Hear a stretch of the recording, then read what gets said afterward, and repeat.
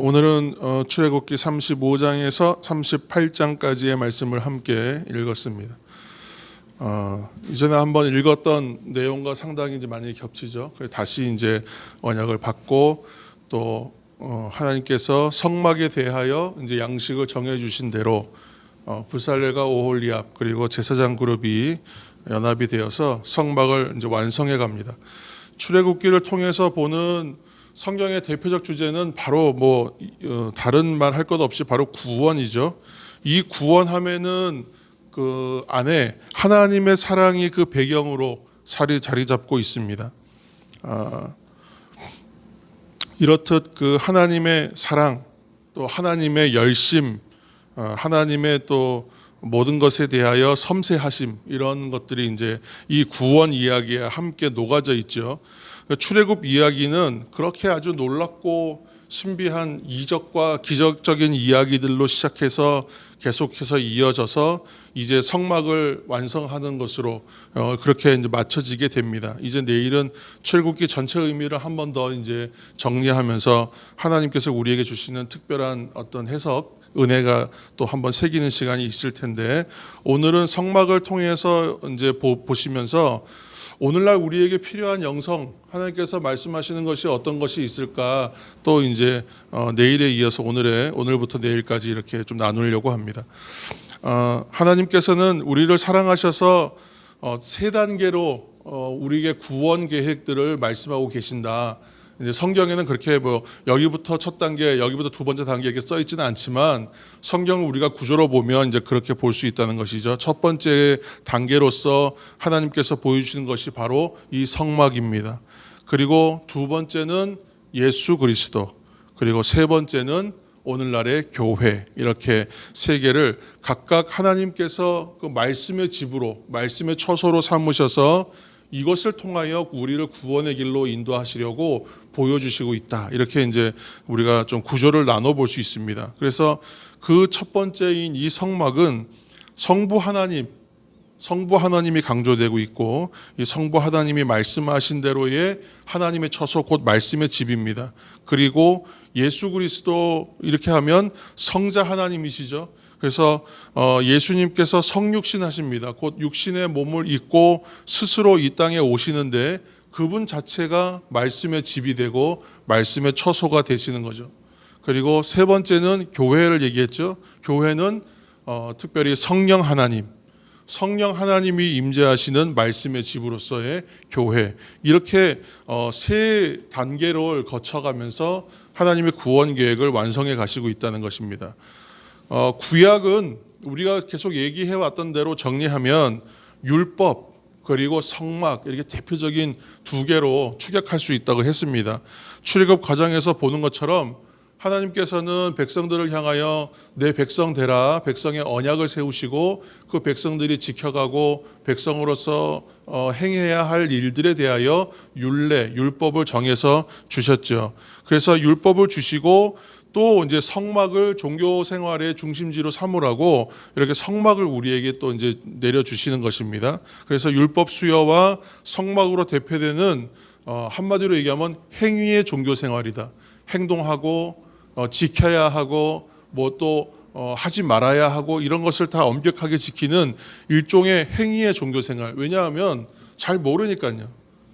어떻게 하나님을 섬겨야 될지 잘 모르고 어떻게 신앙생활을 잘 몰랐기 때문에 하나부터 열까지를 다 가르쳐 주신 거예요. 그래서 엄격하게 세워놨습니다. 그래서 제사를 드리고 계명을 지키고 절기를 지내고 이런 것들을 다 해놨고, 또 이걸 하려면 어떻게 되냐면 매우 열심히 해야 돼요. 열심히 행해야 하는 그러한 신앙생활의 체계를 세워놓으신 것이죠. 그런데 이에 비해서 예수 그리스도의 세대로 넘어오면 복음의 세대가 되지 않습니까? 그러면 이때 중심은 뭐냐? 은혜와 진리입니다. 그래서 말씀 중심의 삶으로 전환되는 거예요. 그런데 이걸 잘 못했습니다. 또 이제 형식화되고, 그래서 그 라틴어로 에드 폰테스 그렇게 얘기하는데 본질로 돌아가자. 종교개혁의 다 신앙적 모토는 뭐냐면 하나님께서 처음에 말씀하셨던 말씀의 의미를 깨달아 그 본질로 돌아가자, 그 얘기를 하는 것이거든요. 기본으로 가자는 것입니다. 그래서 본질로 돌아가자 하는 종교개혁 주제가 이제 발생이 되는 것입니다. 그러니까 기독교 신앙에 있어서 종교개혁이 여러 번 있는 것이에요. 첫 번째 종교개혁은 뭘까요? 그러면 구약 시대에서 예수님 복음의 세대로 넘어오면서 종교개혁이 한번 일어나는 것입니다. 왜냐하면 구약의 이런 형식과 행동의 신앙 형태에서 넘어가라는 것이죠. 말씀 중심으로 가야 한다. 은혜와 진리 중심으로 복음적 신앙으로 가라. 예수 그리스도께서 오시면서 사실은 한번 신앙의 개혁이 일어나는 것입니다. 경천동지할 일이었어요. 그 사람들한테는 예수님 자체가 아주 파격적 복음이었습니다. 그런데 두 번째 종교개혁은 우리가 잘 아는 것처럼 루터로부터 시작됩니다. 그래서 이때에 우리가 이제 잘 이해할 수 있는 말들로 정리되죠. 본질로 가자. 그래서 말씀과 은혜로 돌아가야 된다. 그렇게 해서 솔라 피데, 오직 믿음으로, 솔라 그라티아, 오직 은혜로, 또 솔라 스크립투라, 오직 성경으로, 또 솔루스 크리스토스 이렇게 하면 또 오직 예수 그리스도 이렇게 외치게 되는 것이죠. 근데 오늘날도 신앙에 있어서도 행함이 중요하지 않다는 말씀을 드리는 것은 아닙니다. 그러나 우리가 항상 얘기하지만 다 좋은 것인데 그 좋은 것 중에서도 더 좋은 것을 우리는 선택해야 된다고 말씀을 드렸죠. 그것처럼 그 많은 것 중에서도 우선되는 중요성이 있다는 말씀이에요. 그래서 그것이 무엇인가 하면 바로 말씀을 듣는 것이다. 오늘날에 필요한 것은 뭐냐 하면 그 이제 히브리어서는 샤마임 그러는데 듣는다라는 뜻을 쓰는데 오늘날에 가장 필요한 영성은 뭐냐면 듣는 것부터 시작하라는 겁니다. 듣는 것이 중요하다는 얘기예요. 그래서 말씀을 들으면 아무리 강조해도 지나치지 않다라고 생각합니다.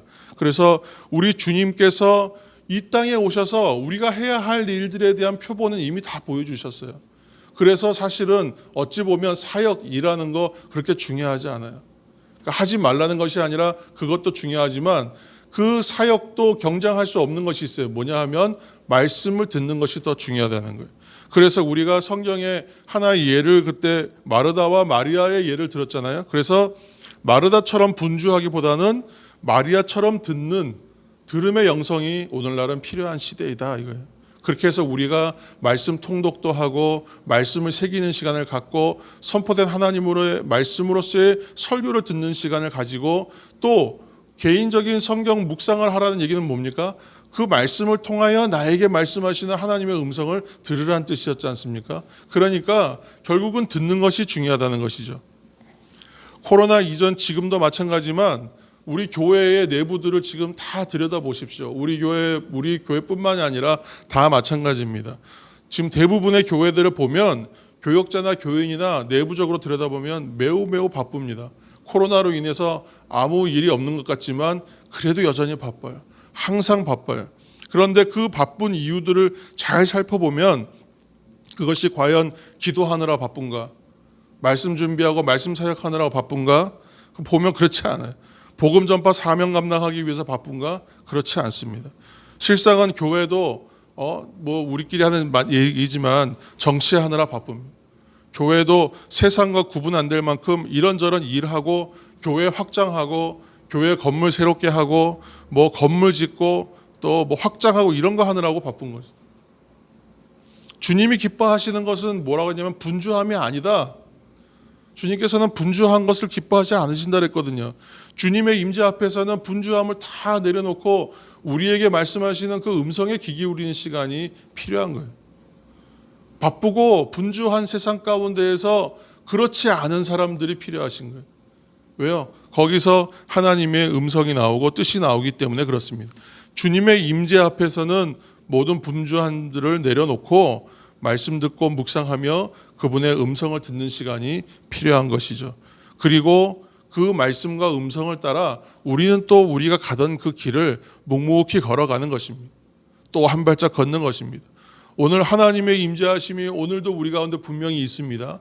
그리고 늘 우리와 동행하시는 하나님이 계신 거예요. 거기에서 내가 어떤 일을 할 건가는 그 다음입니다. 우리가 먼저 해야 할 일들, 가장 우선되는 일들은 하나님의 임재 가운데에 일어나는 하나님의 음성을 듣는 일이죠. 오늘 성막의 완성이 되면 성막 가운데 어떤 일이 제일 먼저 벌어지냐? 성막에 충만하게 임재하시는 하나님의 임재가 나타납니다. 그래서 다른 말로 하면 쉐키나 글로리, 하나님의 영광의 임재가 나타납니다. 오늘날도 어떻겠습니까? 하나님의 영적인 임재는 어느 곳에나 예수 그리스도를 우리 구주로 영접하고 고백하는 사람들에게는 성령의 역사하심과 내주하심과 충만함이 늘 일어나는 것입니다. 우리는 쉐키나 글로리, 성막에 임했던 그 영광의 임재가 우리의 삶의 자리에 늘 충만하시다는 것을 여러분 기억하시기 바랍니다. 그래서 하나님의 말씀을 듣는 자리에 그 놀라운 임재의 충격이 일어납니다. 묵상하는 그 자리에 하나님의 영광의 임재가 일어납니다. 십자가의 길을 오늘도 발견하면서 묵묵히 한 발짝을 걸어가는 우리들의 길에도 그러한 놀라운 임재의 충만함이 있는 것입니다. 이 사실을 기억하시면서 하나님의 말씀을 묵상하고 하나님의 말씀을 통하여 그분의 음성을 듣고 오늘 십자가의 길을 걸어가고 있는 나에게 말씀하시는 은혜가 무엇인가를 귀 기울이시는 저와 여러분이 되셔서 그 길을 묵묵히 걸어가시고 그 길 가운데에 우리를 만나주시는 영광의 임재를 경험하시는 우리 모두가 되기를 예수님의 이름으로 축원합니다. 오늘도 함께 우리가 기도할 때에 하나님, 내가 오늘도 묵묵히 십자가의 길을 걷습니다. 우리들에게 성령의 충만함을 주옵소서. 하나님의 음성을 듣는 은혜가 있게 하여 주옵소서. 나에게 하나님 말씀하시는 하나님 그 임재를 또한 그 음성을 듣는 경험하는 오늘 하루가 되게 하여 주옵소서. 그래서 구원의 즐거움을 누리는 성도의 삶을 살게 하여 주옵소서. 이 시간 함께 기도하시면서 성령 충만함을 위해서, 교회의 회복과 부흥을 위해서, 흩어져 있는 성도들의 예배 회복을 위해서 함께 중보하시면서 이 시간 통성으로 함께 기도하겠습니다.